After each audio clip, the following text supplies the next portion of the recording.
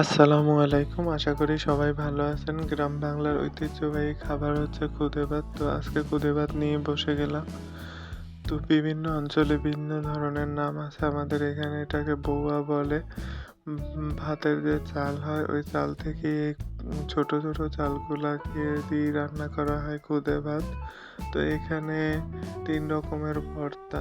খুদে ভাতের বৈশিষ্ট্য কিন্তু ভর্তা ছাড়া একদমই জমবে না। মাছ বা মাংস হতে হবে না আপনার। এটা খেতে হলে অবশ্যই ভর্তার প্রয়োজন।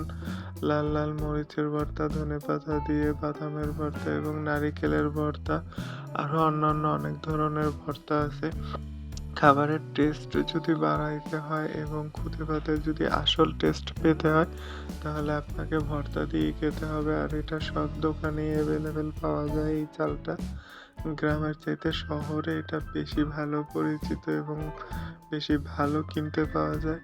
তো এই ভাতের এতই টেস্ট, আমরা যে ভাত খাই তার চাইতে আমার মনে হয় এটা সবচাইতে বেশি টেস্ট হয় রান্না করলে।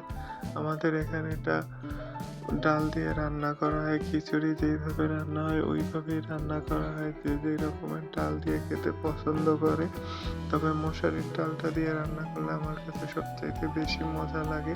আর সাথে যদি এরকম ভর্তা থাকে তাহলে তো কথাই নেই। শুটকির ভর্তা অনেকে খায়, বাট আমরা শুটকি অতটা বেশি পছন্দ করি না, এইজন্য শুটকির ভর্তা তেমন খাওয়া হয় না।